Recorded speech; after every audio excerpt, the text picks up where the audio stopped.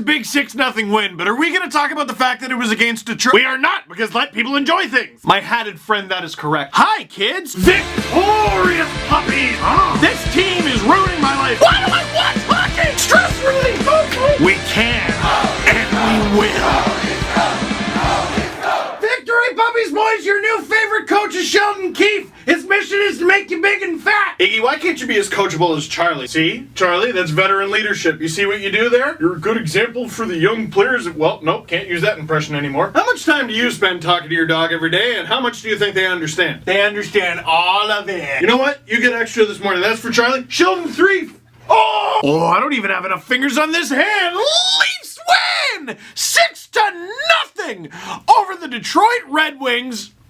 Because they should have. A lot of conversation about, well, it's Detroit. Dude, Detroit played Toronto amazingly last year. And I'm not gonna lie, I was getting pretty sick and tired of every game against a team that the Leafs should beat being a cliffhanger. This should have been one of those games where you start to feel bad for the other team by the end of it, and it was good. Oh, winning is good. Oh, I missed it. And hey, you know what else is good?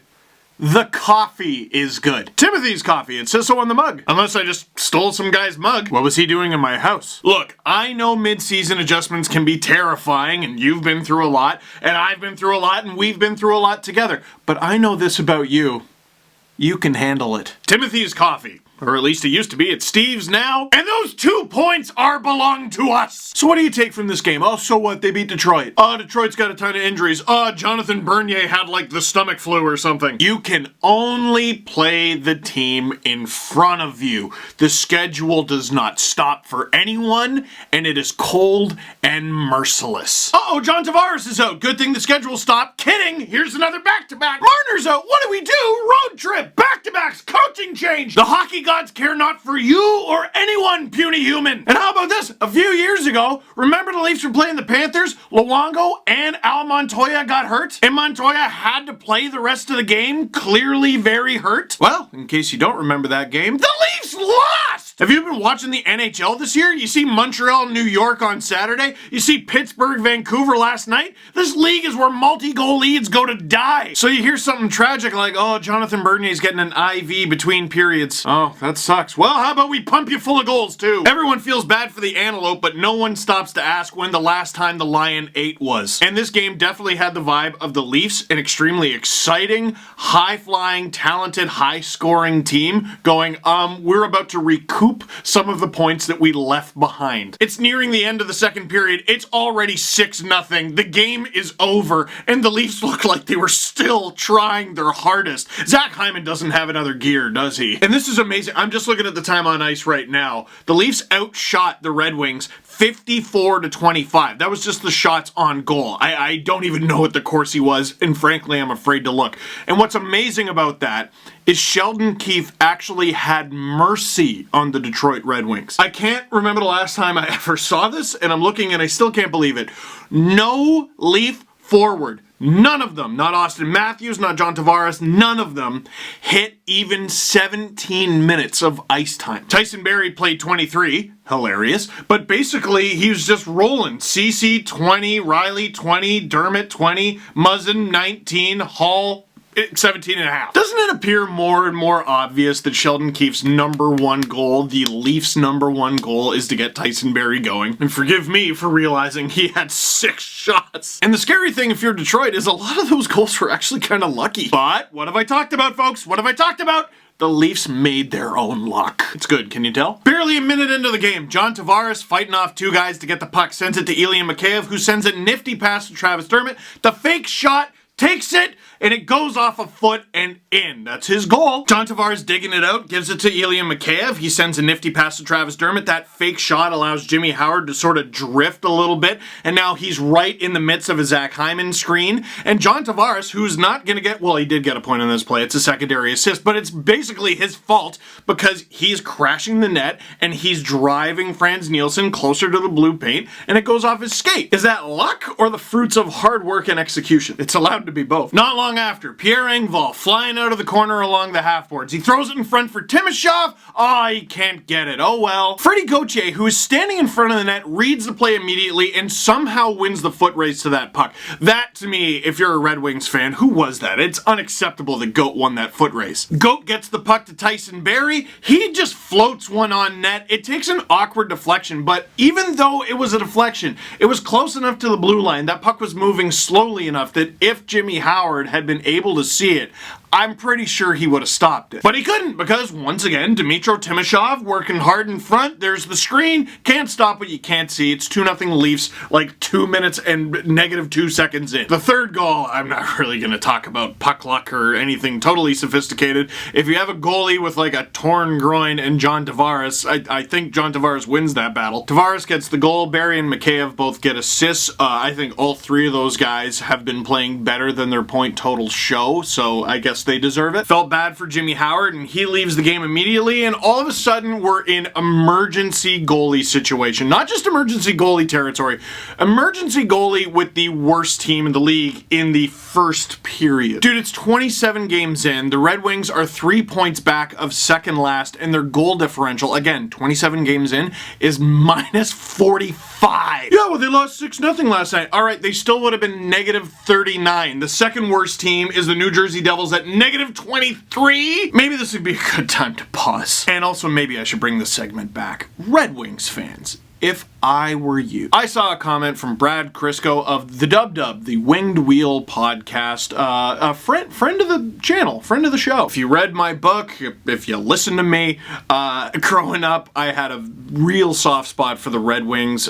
They were my second team for most of my childhood, maybe even like 1A, 1B for a while, because Chris Draper went to my elementary school. He was obviously much older than me. When he got decked from behind by Claude Lemieux, I was in grade 2. About a month after or so, with a swollen jaw, he came and visited my grade 2 class. First NHL player I ever met. He's a legend in my neighborhood. He's brought the cup there multiple times. And poor Brad, he was saying similar to what I said after the Nashville 9-2 video, which was someone who is here today should not be tomorrow. And I guess it was that bad. And like, Jonathan Bernier was heroic in this one. You thought the Leafs bailing on Kaskisuo a couple weekends ago was bad. This was terrible. To Brad and to Red Wings fans, I would say not every tank is the same. Here was the tragedy with the Leafs team that lost 9-2 to Nashville.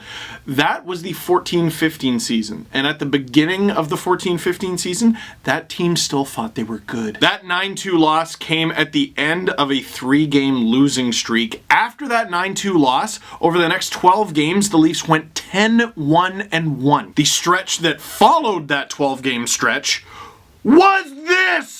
Ah! Ah! And you go, oh, well, Peter Horachek. Dude, that's not all Peter Horachek. The Leafs finally saw the writing on the wall, pulled the chute, they fired Carlisle, and then they traded the entire damn team. And that team still only finished 4th last. The 2015 Connor McDavid, Jack Eichel, the McEichel tank, was one of the most disgraceful tanks in NHL history. That Leafs team finished 4th last. Do you understand? The Leafs finished last the next season and had more points. Anyway, I'm getting too leafy about that. How this relates to Detroit is you're further ahead. This team already knows they suck. This team is doing what the 15-16 Leafs did, which is keeping their nice little pool of prospects, and the Red Wings have some good prospects, man. Keeping their pool of prospects in Europe, in junior, in the minors where it's safe. So trading someone, firing someone, if there's a great trade, make it, for sure. If you can get Robbie Fabry for Jacob Delarose, yeah, you do it. That was a great deal. But firing Blashill right now, it's not doing anything. Moving deck chairs in the Titanic, it's not gonna do anything. This is your bad, awful, very no fun season.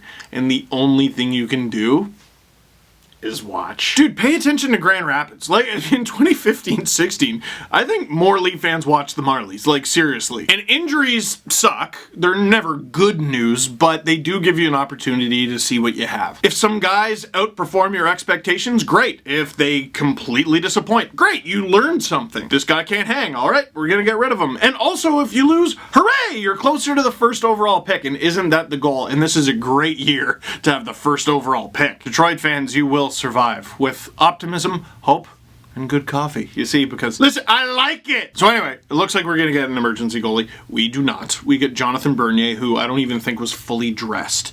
And they throw him in net, and the body language, I felt so bad. He had no energy. And what's amazing is he played so well because it's almost like the pressure was off. No one's expecting you to stop a single puck. You shouldn't even be in net right now. The guy's on an IV between periods. And he still stopped 37 of 40 shots, including a 10-beller against Kasperi Kapanen. And it's gotta be so disheartening because you got William Nylander just playing whack-a-mole with the puck. He hits the puck twice, it doesn't even hit the ice. Now it's 4-0. Not long after, you got Andreas Johnsson all up in your kitchen because he was pushed in there, but he's sort of, oh, I've fallen, can't get up. William Nylander shoves the puck and Johnsson's skate into the net.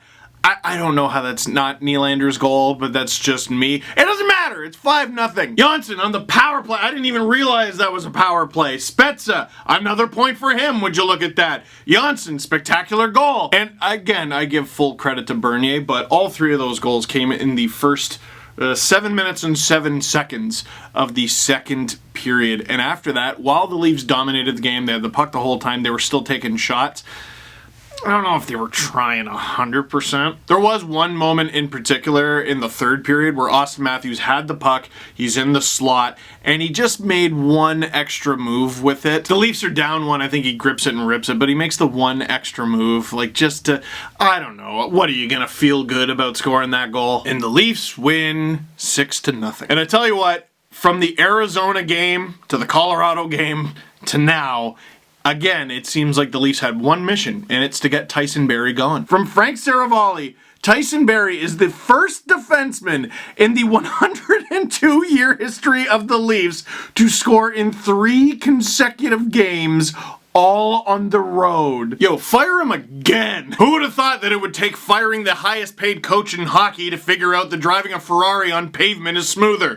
Questions. What is the most noticeable difference that you've seen between the team under Babcock and under Keefe? Well, besides the fact that they're actually having fun and winning, people talk about how they're working much harder, and they are, for sure, but their game is noticeably, effortless. Does that make sense? It's smoother. All the short passes are the easy things that people have noticed, but the players, and this is a big part of being able to execute all those short passes, the players know where to be. In that clip that was going around of Kyle Dubas at a conference a few years ago talking about synergy throughout the organization, to me it's clear that that did not exist with the Toronto Maple Leafs. You look at the Keefe Leafs and the Babcock Leafs, I thought that the whole organization was supposed to play the same, or at least very similarly. They were supposed to have the same values.